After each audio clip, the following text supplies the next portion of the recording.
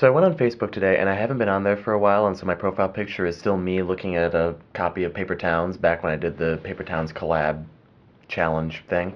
And one of my Facebook friends happens to have a birthday today, and this isn't one of these friends that I really know very well. I mean, I know her, but I mostly know her through other friends. And so I went on and I wished her a happy birthday, and she wrote back almost immediately to thank me for wishing her a happy birthday. And then she also added, by the way, I just finished reading Paper Towns. I couldn't put it down. It was amazing.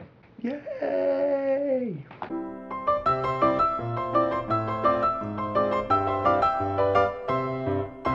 It's nice to have friends that have good taste in literature. So hi, I thought that I would record from this side of the room today, just for a change of pace. Today's video comes to you in 4 parts. Part 1. Possibly the most pressing issue for you guys right now is the answer to the 2 truths, 1 lie video, which I will make this video a response to, assuming I remember. So just to recap, the 3 facts were: 1. I am allergic to metal. 2. I am missing the B key on my keyboard. 3. I received a didgeridoo for Christmas. Well, if you watched my most recent Shiny Happy Vlogging People video and actually know what a didgeridoo is, then you know that I did, in fact, receive a didgeridoo for Christmas. And I would demonstrate it for you right now, except that everyone in this house is asleep, and if I demonstrated it for you, then they would be very mad with me. So instead, I will show you the video footage of the one and only time that I played the didgeridoo well.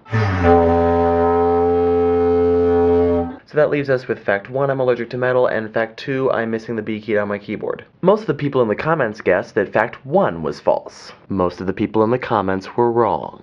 I am, in fact, allergic to metal. I have been allergic to metal for as long as I can remember, even farther back than I can remember. No, I am not allergic to all metals.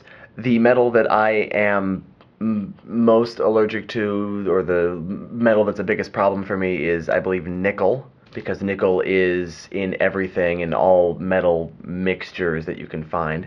So pure metals I'm okay with, as long as they're not nickel. The glasses that I wear are titanium frames, and titanium does not bother me.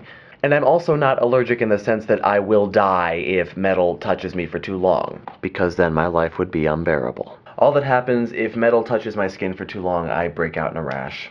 That's it. It's annoying, but not life-threatening. When I was still an infant and I would wear these, you know, the onesies that infants wear, and they have the snaps, these little red marks would appear all over my body, and my parents couldn't figure out why. And then they found out I was allergic to metal, and so they couldn't buy the onesies with the snaps. Do you know how hard it is to find onesies without snaps? I don't know either, but apparently it's pretty hard. So, now you know, yes, I am allergic to metal, therefore fact 2 is the false one. I am not missing the B key on my keyboard. I am, however, missing the N key on my keyboard. So congratulations to Irrational Ratio, who guessed that fact 2 was false, and also to Galaraloth, who guessed that fact 2 was false, although she did have a slight advantage. So I said I would say nice things about them, and so, nice things, yay, an Irrational Ratio and Galaraloth, woo! Okay, moving on. Part 2. What was part 2? 2 truths, 1 lie. Metal allergy, missing key, didgeridoo. Christmas gifts, that's right. We are about 2 weeks, at least, away from Christmas now, but I'm going to share with you some of the other gifts that I got for Christmas other than the didgeridoo. I got one of these. Not this specific one because this is my sister's, but I got an iTunes gift card for $25, which I spent within about an hour of my getting it. I also got a gift certificate to Finders from my grandparents. Finders, for those of you who don't know, is a CD store in Bowling Green, and it is the most amazing CD store ever. In addition to all of those things, I also got several books. Surprise, surprise. Possibly my favorite is this book, Signs and Symbols, which has, I think, almost literally the symbolism behind every conceivable sign and symbol that you could possibly name in the world. Look, they show you what it means to give somebody the finger. Except they say that giving the finger means screw you, and I'm pretty sure that it means something else that they weren't willing to print in this book. I also got this book, Musicophilia.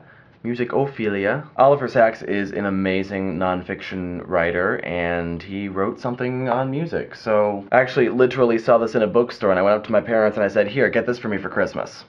And so they did. Oh yeah, and Nathan, Bummer Cucumber, donated some money in my name to First Book. So thanks, Nathan, I appreciate that. What part am I up to now? Part 3? Part 3. So, Matt, what have you been up to lately? Well, I'll tell you.